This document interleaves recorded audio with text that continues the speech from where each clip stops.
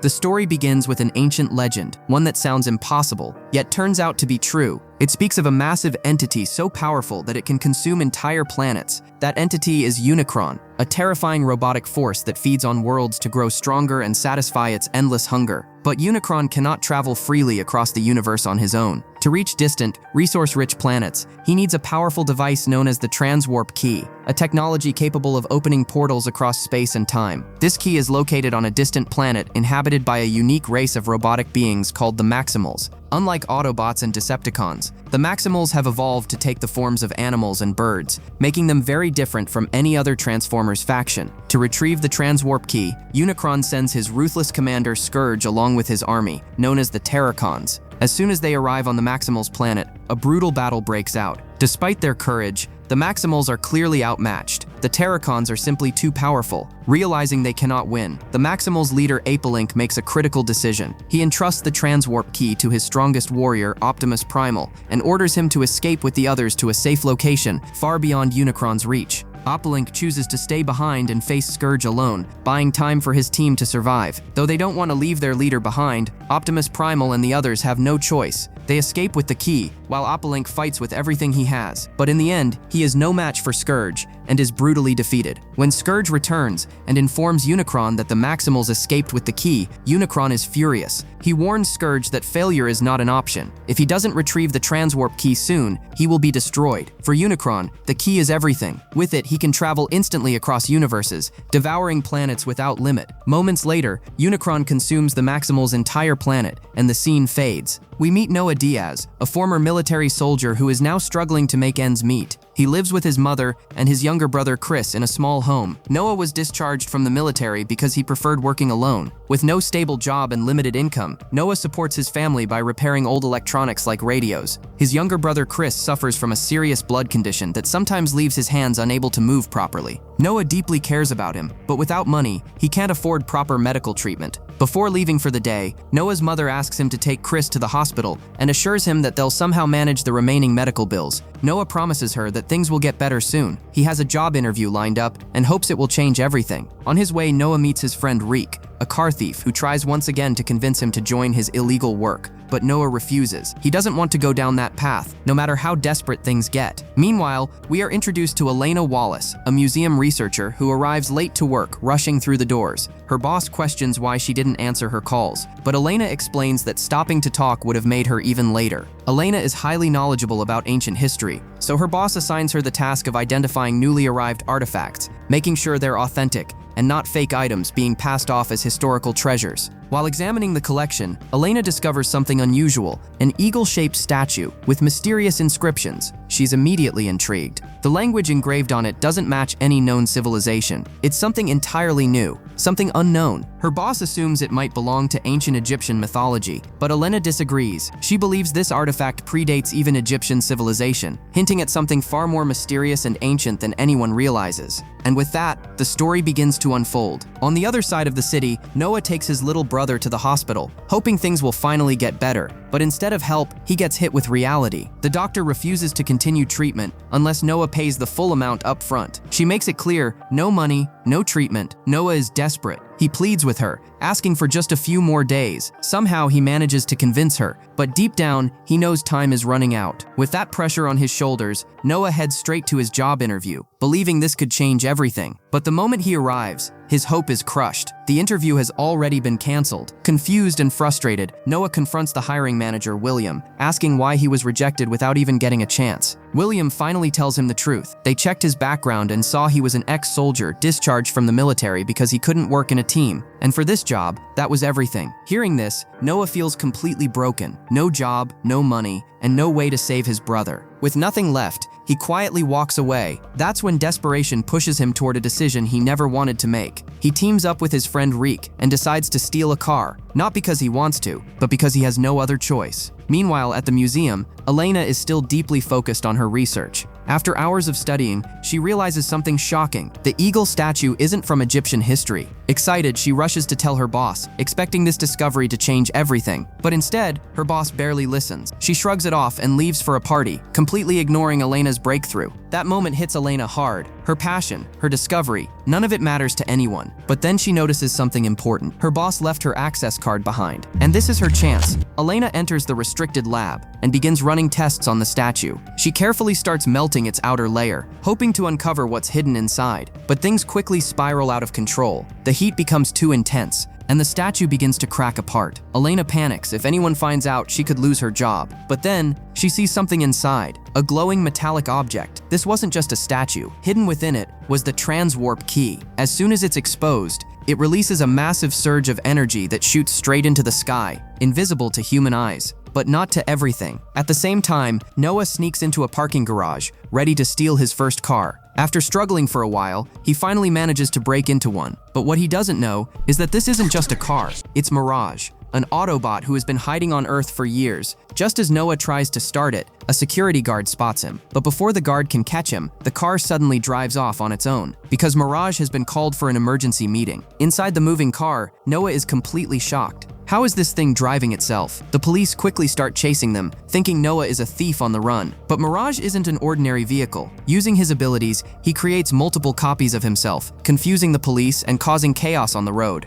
In the middle of the confusion, Mirage escapes, taking Noah with him. Soon they arrive at the meeting point, and right in front of Noah's eyes, the car transforms into a giant robot. Noah freezes. This is something he never imagined could be real. Mirage calmly explains that he's not human. He's an alien being, an Autobot. And surprisingly, Noah isn't in danger. Moments later, more Autobots arrive, including Optimus Prime and Bumblebee. But Optimus isn't happy. He doesn't trust humans anymore. However, Mirage steps in and defends Noah, telling Optimus that Noah is different, that he's a good person. Optimus then reveals something important. He has sensed a powerful energy signal in the city, and there's only one explanation. The transwarp key has been activated. Up until now, Optimus Prime believed the transwarp key was either destroyed or lost somewhere deep in the universe. But now, everything has changed, because the key is on Earth. And for Optimus, this isn't just about power. It's about going home. Long ago, during the brutal war on Cybertron between Autobots and Decepticons, a small group of Autobots escaped to Earth to survive. Since then, they've been stranded here.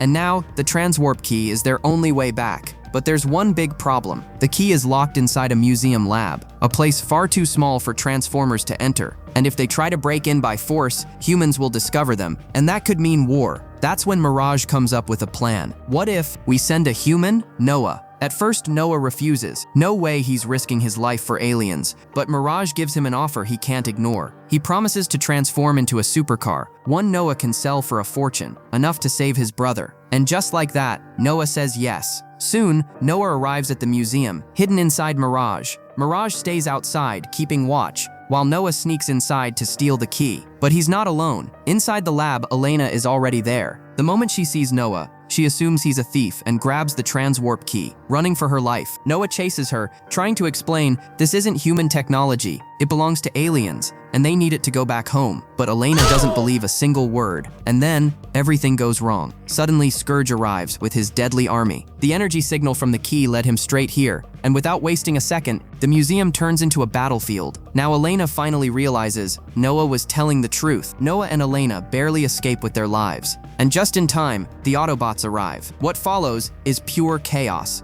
Autobots versus Terracons, explosions, destruction, and a fight for survival. But Scourge is on another level. Even Optimus Prime can't stand against him. He brutally defeats Optimus, and then he kills Bumblebee and takes the transwarp key. Just when all hope seems lost, a new warrior enters the fight, Erza from the Maximals. She rescues Optimus and the others, pulling them out before it's too late. Meanwhile, Scourge returns to Unicron with the key, but instead of praise, he gets rage, because the key is incomplete. It's only half. Without the second piece, it's useless. Unicron gives him one final warning. Find the other half, or be destroyed. Back with the Autobots, Optimus is broken. He blames himself for Bumblebee's death, but Erza reveals something critical. The transwarp key was split into two parts, and hidden in different locations to keep it safe. The problem is, no one knows where the second half is. That's when Elena steps forward. She explains that after studying the symbols on the statue, she believes the second piece is hidden in Peru. And she's right about one more thing. If she figured it out, Scourge will too. So now it's a race against time. This is no longer just about Autobots. It's about Earth, because if Unicron gets both pieces, he won't just leave, he'll consume the entire planet. That's why Noah and Elena decide to join the mission, not just to help the Autobots, but to save their world.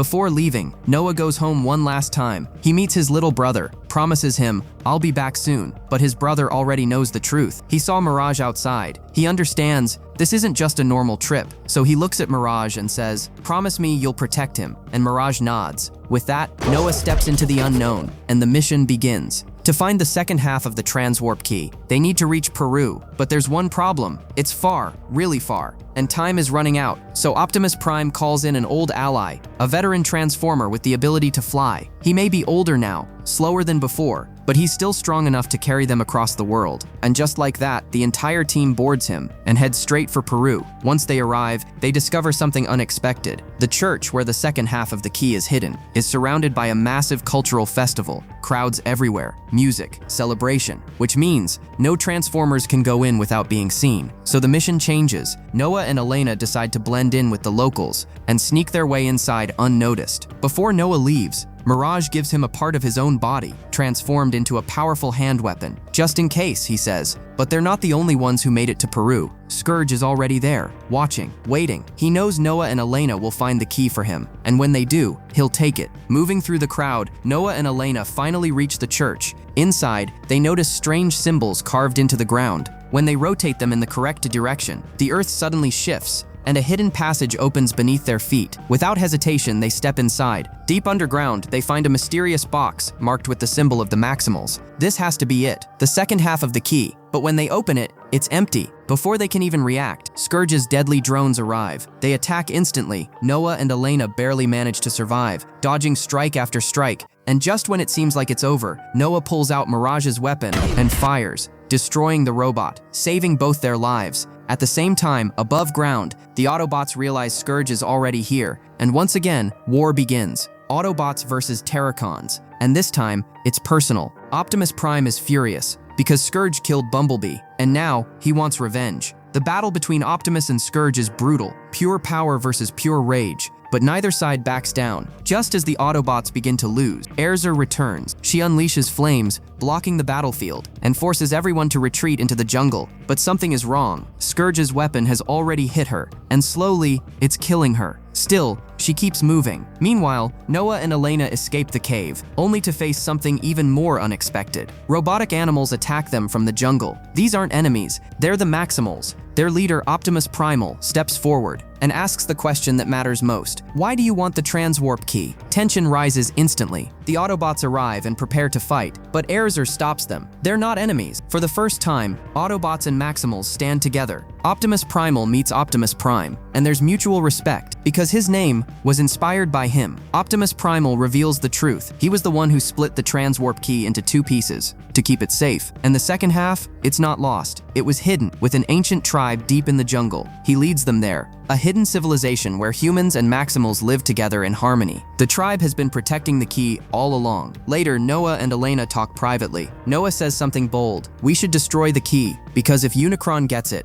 Earth is finished. But Elena hesitates. If we destroy it, the Autobots will never go home. But Noah doesn't care about that anymore. For him, there's only one priority: saving Earth, no matter the cost. The next morning, something feels off. When Elena steps out of the camp, she notices Erzor acting strangely. Her movements, her behavior, it's not normal. That's when the truth hits. The weapon Scourge used on her, it's still affecting her. She's no longer in control. Elena freezes in fear, and just before Erzor can attack, Optimus Prime steps in, ready to strike her down. But at the last second, Optimus Primal stops him. Before anyone can react, Scourge's army arrives. And once again, war begins. Explosions. Chaos. In the middle of it all, Optimus Primal hands the transwarp key to Noah and Elena and tells them to run, because the key must be protected at all costs. But now, Noah makes a bold decision. He's ready to destroy the key, because if it survives, Unicron will come and Earth will fall. Optimus Prime tries to stop him. If you destroy it, we can never go home. For a moment, Noah hesitates, and then he lowers his hand. He can't do it, but fate doesn't wait. Erzor, now completely corrupted, attacks Elena, snatches the key, and delivers it straight to Scourge. Now, the enemy has everything. With no other choice, Optimus Primal makes the hardest decision of his life. He takes down Airazor, ending her suffering, but losing her forever. Meanwhile, Scourge joins both halves of the transwarp key and activates it. The sky tears open. A massive portal begins to form. Unicron is coming. Now it's all or nothing. The Autobots and Maximals come together for one final plan. Noah and Elena will take a hidden underground path, reach the volcano, and stop the key, while the others hold off Scourge and his army. The final battle begins. Optimus Prime leads the charge. Metal crashes, fire explodes. It's war on a massive scale. But then Scourge spots Noah. He drags him out, ready to kill him. And just in time, Mirage jumps in. He fights Scourge head on. But Scourge is too strong. He destroys Mirage piece by piece. And in his final moment, Mirage sacrifices himself to save Noah. But before he's gone, he does one last thing. He transforms into a powerful combat suit for Noah. Now wearing Mirage, Noah rises again, stronger, faster, ready to fight. Meanwhile, Elena reaches the key, but it's almost impossible to access, and the portal is already opening. Energy waves explode across the battlefield, and suddenly, something incredible happens. The energy revives Bumblebee. He's back. With renewed strength, the Autobots and Maximals fight harder than ever. Even Unicron's soldiers begin pouring through the portal, but this time, they push back. In the final clash, Optimus Prime faces Scourge one last time, and this time, he doesn't hold back. Fueled by rage, loss, and purpose, he defeats Scourge and ends him. At the same time, Elena finally secures the key and shuts the portal down. Optimus destroys the entire system, even if it means destroying the key forever. But as the portal collapses, everything begins getting pulled inside, even Optimus Prime. Just as he's about to be lost, Noah grabs his hand, refusing to let go, and with the help of Optimus Primal, they pull him back. The portal closes, Unicron is gone, and Earth is safe. In the end, the Maximals stay behind, protecting the jungle. While Noah and Elena return with the Autobots, Optimus finally learns to trust humans again. Back home, Noah reunites with his family, but he still misses his friend, Mirage. Later, during a new job interview, Noah receives an unexpected offer. The recruiter reveals they know everything about him, about the Transformers, and they want him to join their team because this isn't just any organization, it's G.I. Joe. And with that, the story ends. And if you loved this story, wait till you see this one. A boy who lost his parents to an evil sorcerer grows up to become the most powerful wizard in the world. Trust me, you don't want to miss it.